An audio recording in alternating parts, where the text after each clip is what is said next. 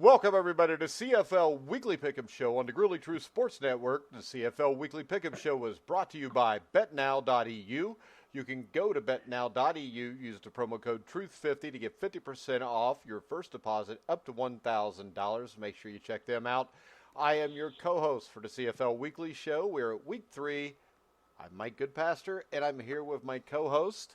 First up, we have Brian Schmidt. Yeah, I'm here and I'm excited. Let's roll.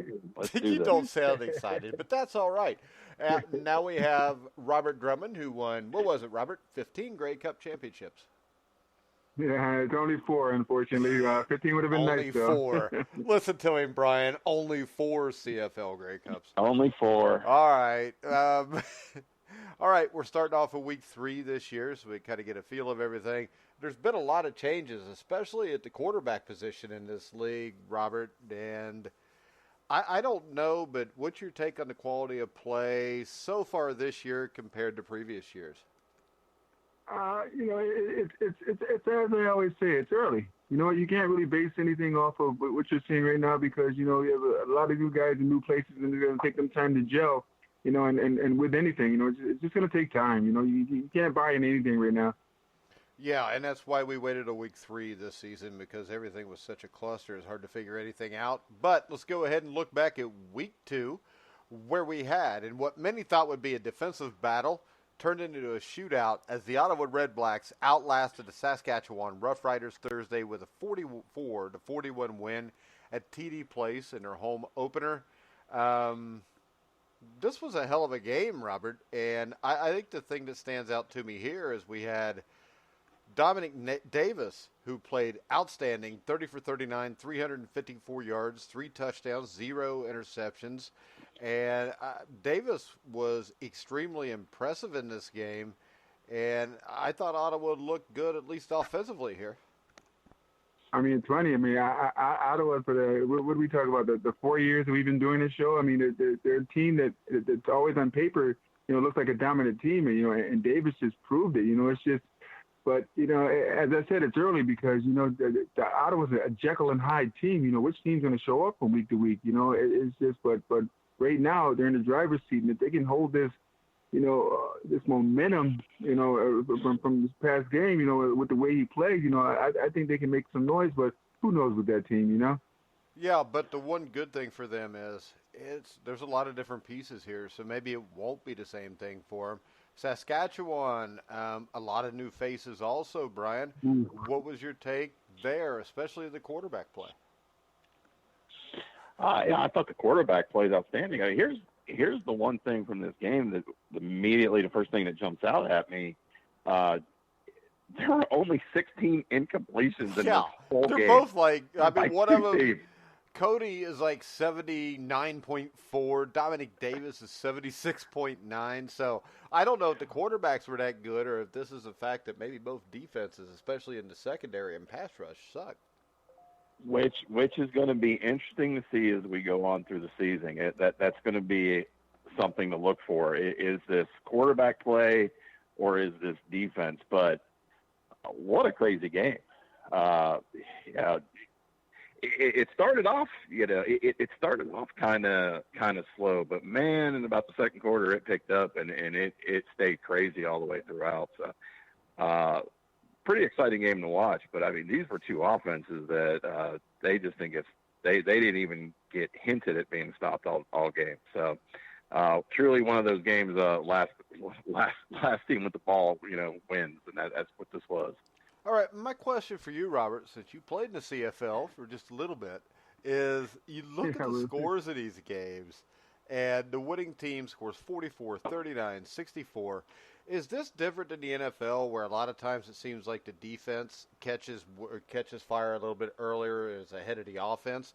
Does this have something to do with the size of the field, the forward motion for the wide receivers? Is this something, especially when you got a lot of new bodies at the start of the season, where it takes more time for the defense to really take hold than it does for the offense?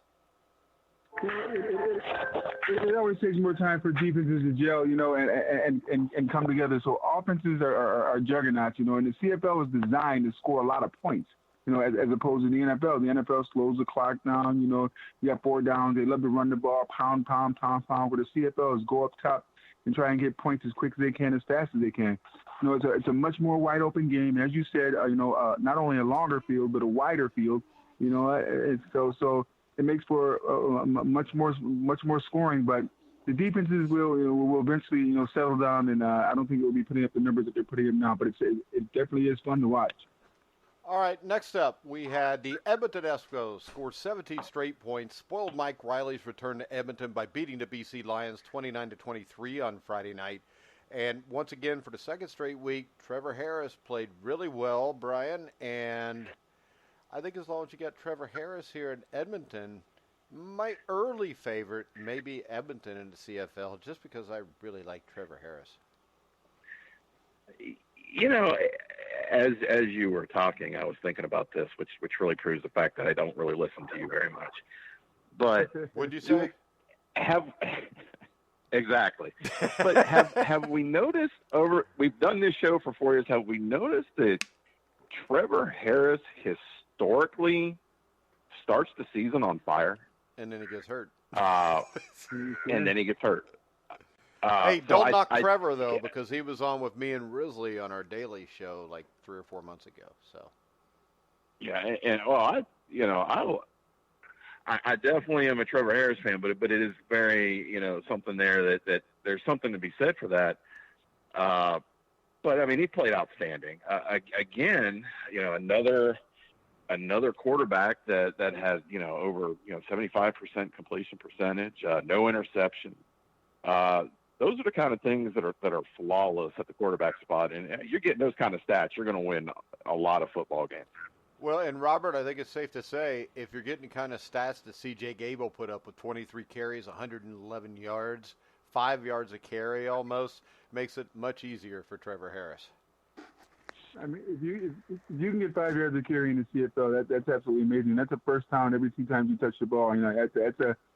That's a luxury for a quarterback. I was fortunate enough to almost get 7, so getting 5 yards. And Doug would always tell me that, you get the ball, you get 5, 6, or 7 yards. It's a luxury for me. Because now it makes it in the offense's mind or the quarterback's mind, second and short. And second and short is a great position to be in, for offenses, and because there's so many plays that just random plays that you practice all the time to get that extra yard, and those extra few yards, and it makes the game so much easier. When the running game is going, it makes the CFL so much easier, so much more wide open. Yeah, and when I look at the BC Lions, though, and I'll go to both of you on this, I'll start off with you, Robert. You still got Mike Riley. He didn't play well in this game, yes, but he's Mike Riley. You got John White running the ball. You got Drummond Carter catching the ball. This is still going to be the team that's going to factor in out west. Once they figure it out, they'll be fine. As you said, they have Mike Riley, who last year and the year before that, we're in talks with as the best quarterback in the CFL. So he really hasn't lost his talent. He's changed his team, changed his jersey. But it'll eventually settle down and and get his feet planted. In BC, he'll be just fine. He's got weapons. Especially in Drummond Carter. If he can get back to the Carter of old, they'll be just fine. Everyone's panicking right now, but as you said, it's only week 3. And I don't even think it's panic mode. It's just trying to figure themselves out. Yeah, especially with a new quarterback. And Brian, you got to figure Mike Riley was going into this game against Edmonton. He'd been at Edmonton forever. He was a figurehead there for, it seemed like 20 years. It wasn't that long, but it seemed like it. And I would think there's a lot of pressure, and these are the kind of games where a Mike Riley is going to go in, and he's either going to blow up and throw 6 touchdowns and win the game, or he's going to go in and do the exact opposite. I don't think there's any in between here, so I don't think there's any surprise. No, there really isn't. And I would be surprised if later in the season, if you don't see Mike Riley against Edmonton put up 6 touchdowns. But first game back going in, there's a lot of pressure that you're going to put on yourself, and I think he probably did that, and they didn't play well, but it's early, and we'll see this team develop, and they're too talented on paper at least not to be the team that we think they'll be. All right, then next up, we have to do it, Robert. We have to talk about the front yeah. Hey, but the Raptors won the NBA championship, so what the hell? Yeah, no, I saw that. Yeah, the Hamilton Tiger Cats continued a solid start to the season, running 2-0 with a 64-14 road win over the Argonauts. And the Ticats offense put up 600 total yards, scored 6 touchdowns on the back of a solid performance from quarterback Jeremiah Mazzoli. 6 consecutive drives resulted in touchdowns for the Ticats. This was a mess for the Argonauts, but we'll leave that for Robert because he played for him. So, Brian, what was your take on this performance by the Ticats? Are they this good of a team, or are the Argonauts just that bad?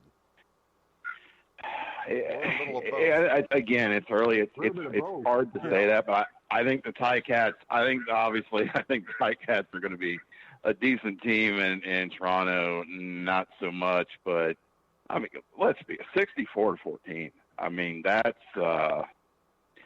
I don't know how anything could get any worse than that at that point. That's not something you really see in the CFL to this extent. I mean, this is a game that was only 3-3 after the first quarter.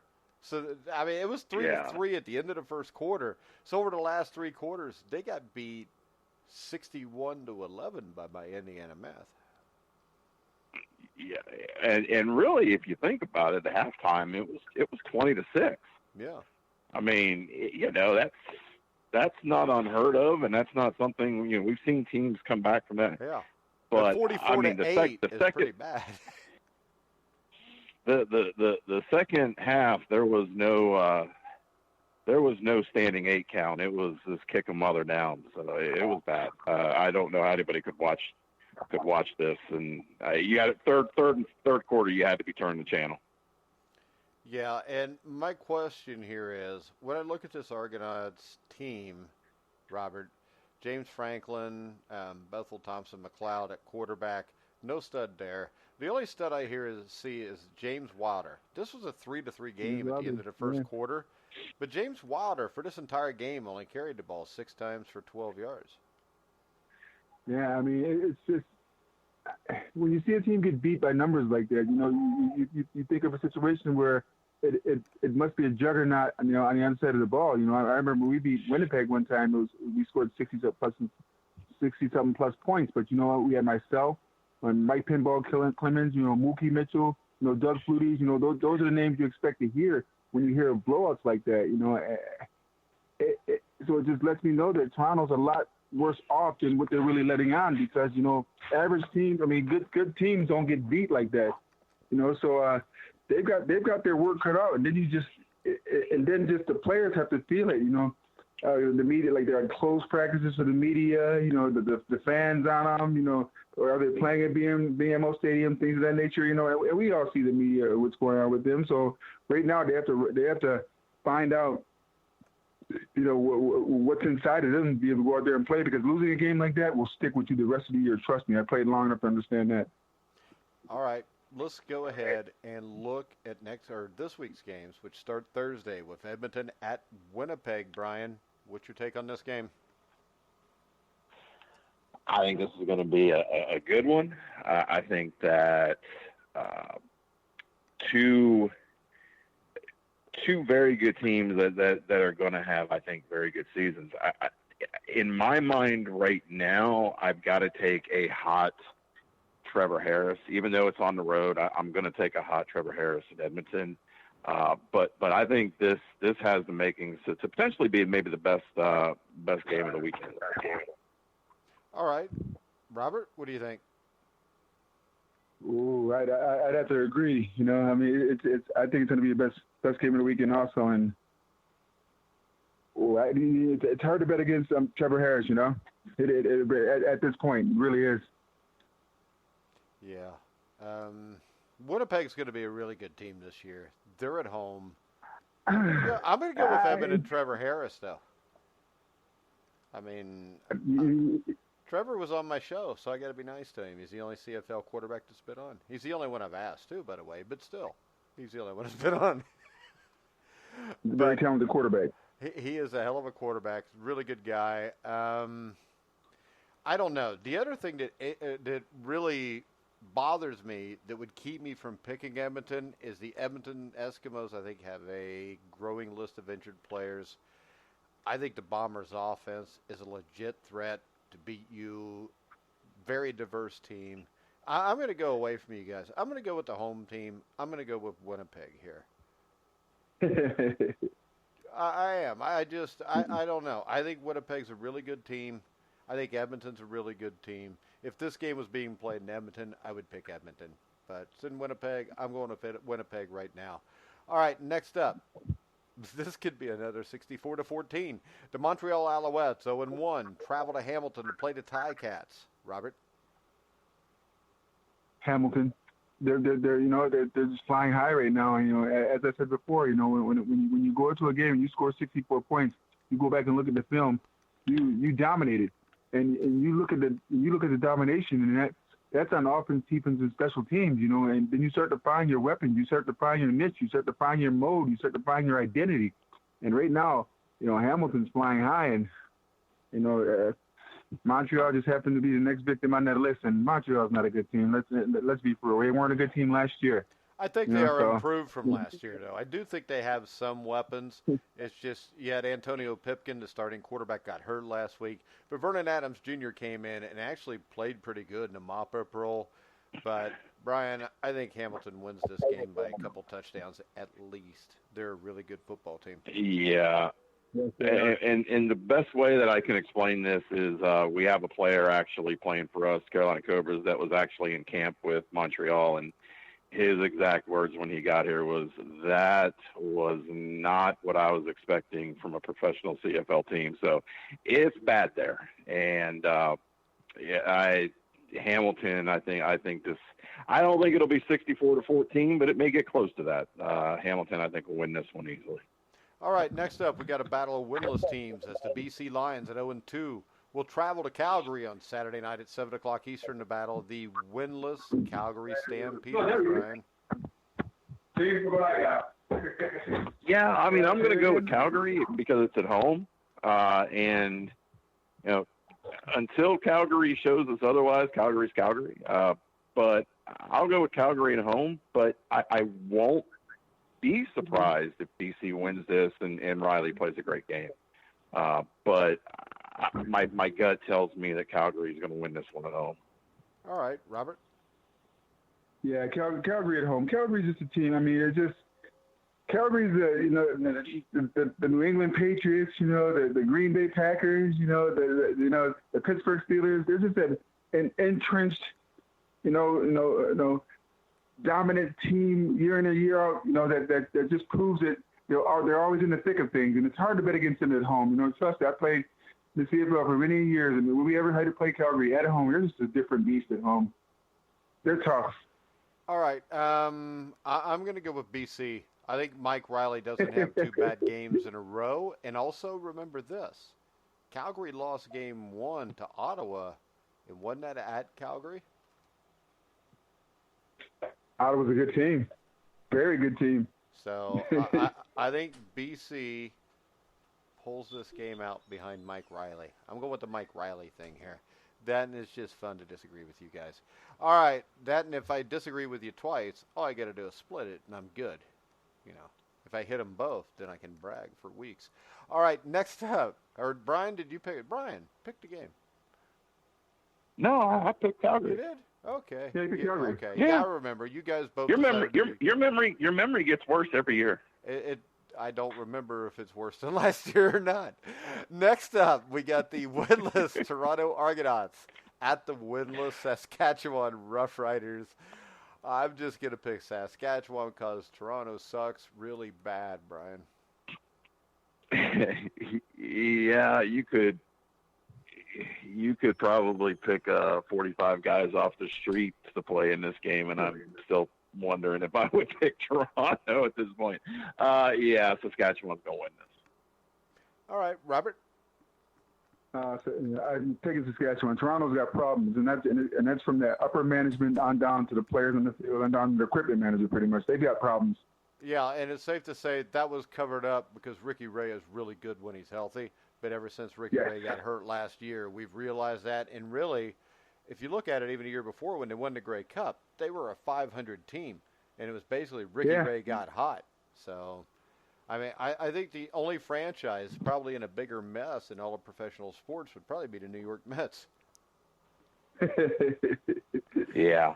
Did you see that, Schmidt, where they did a pitching change and the manager took out Jake DeGrom? He caught all the hell for it. Then they find out later that the GM actually texted him during the game to take DeGrom out of the game. Wow. Yeah, I saw that and thought, at that point, you really, as a manager, head coach, whatever, you really just need to throw your hands up, because at that point. Oh, what I would do is I would go to a press conference, I would scream, I'd tell everybody what happened, and then I would quit. Because right now, if you continue at a place like that, you're never going to win. You're just going to continue to lose. You're going to continue to look stupid. And then he's never got a chance to get another manager's job. Nope, you'll never get another manager's job anywhere. No. And the problem is he goes and rats them out. They probably won't give him a job because he ratted them out. So he's kind of screwed either way. So maybe he's right. Just get paid and get the hell out. But, all right, what's the Syracuse Orangemen look like this year, Robert? They improve it off of last year? They're going to be pretty. You know what? They're going to be a pretty good team. They're starting to get a lot of 4-star.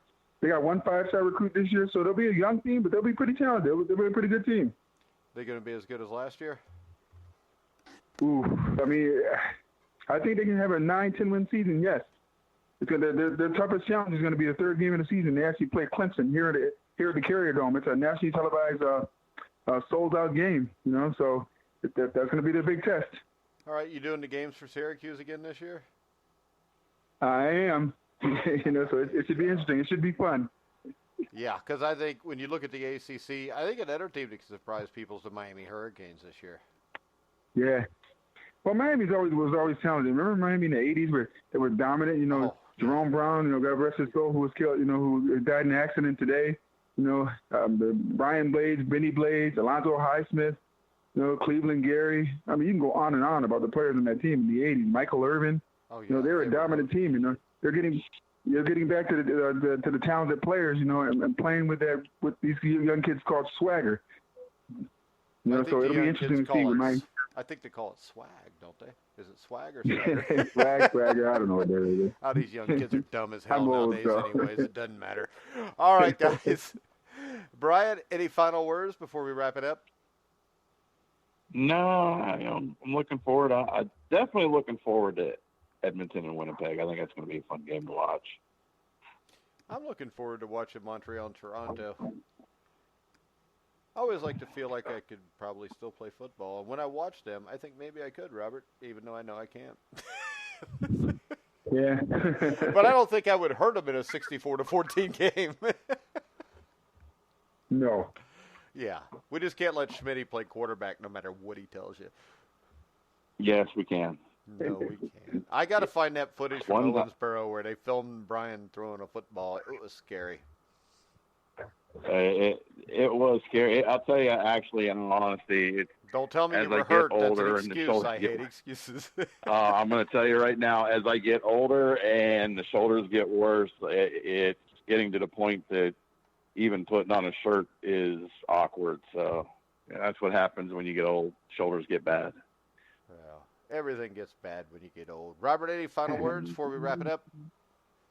It's, as I always say, it's still early. It's a long, it's a marathon, not a sprint, Yeah, but I think the one thing, I think this season's a lot more interesting than the past few years just because of all the changes to try to see how the teams gel and how the coaches kind of put these teams together to get them to be able to gel at the right time. Because right now, I think the last few years we came in thinking Calgary's the best team. I don't really have a clue who the best team here is right now. These coaches actually have to coach this year because there's so much newness, that they're actually going to have to go out there and use their skills and put these teams together, and be able to win games now, with talent that was from other teams. So it'll be interesting to see what happens. All right, guys, we got to do this again next Tuesday night at 9? Oh, yeah, that's fine. All right. Brian, you good with that? All right, guys, we will be That'll back work. next Tuesday night at 9 o'clock. I want to make sure that you know that we have Inside Boxing Daily coming up in about an hour and a half at 11 o'clock tonight. So that's about it. So we're going to wrap the show up. I want to remind everybody, check out betnow.eu, promo code TRUTH50 to get a 50% cash bonus off your first deposit up to $1,000. You can hear all of our shows on iHeartRadio, iTunes, TuneIn, Spreaker, Stitcher, Spotify, wherever you find sports podcasts, you'll find The Grueling Truth. So for Brian Schmidt, Robert Drummond, I'm Mike Goodpaster. You've been listening to The Grueling Truth, where the legends speak.